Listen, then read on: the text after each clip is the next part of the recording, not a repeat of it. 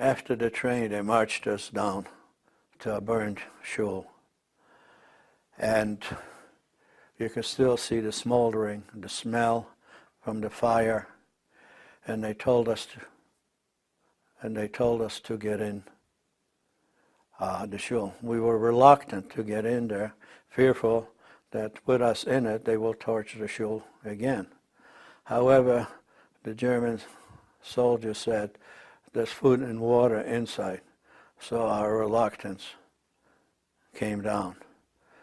We walked up on the second floor, and we found that our relatives, who were also deported with us, had a little corner where they were sitting together, so we sat down right next to them.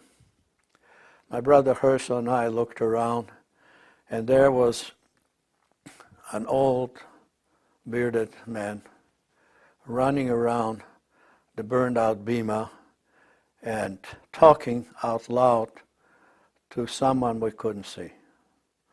So we went up to him and we asked him, "Who are you talking to?" He said, "I'm talking to the angel of death." I said, "Well, where is he? We can't see him. We can't see him." And he replied, you can't, nobody can see him except me. And of course Herschel asked why.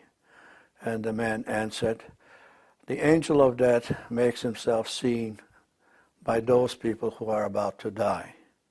And otherwise nobody else can see him." And he says, this angel of death wants to take me, but I don't want to go.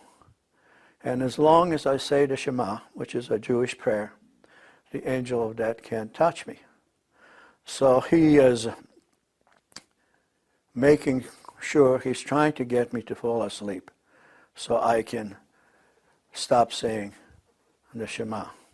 He said, "Would you boys like to make a zlote ich at if you would wake me up if you see me falling asleep?"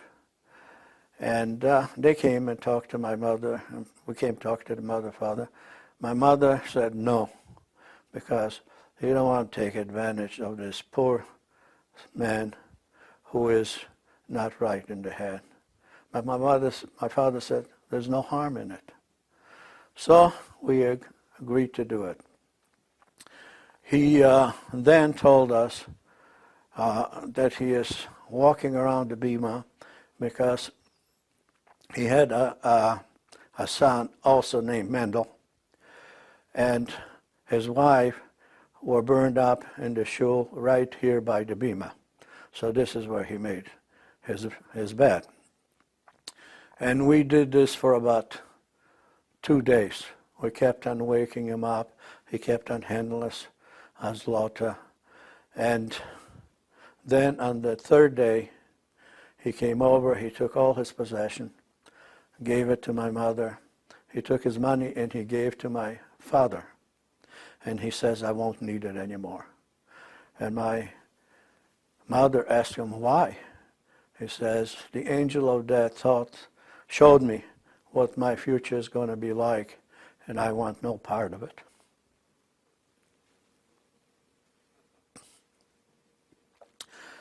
Then he gave my father the money. He took his coat, folded it up nicely, put it on the ground. Then he took his talit, which is a prayer shawl, and folded it up and put it next to it. And then he put his prayer book right on top of it, very nicely. He lay down, stretched out, pulled out his coat, and he died. And that was the history of him. And with him died about 1,000 years of Jewish history in Poland. The next day, we found a rabbi. We went in back of the shul, the synagogue, and we buried him, and we said Kaddish for him. And everybody agreed that he was pleased with that.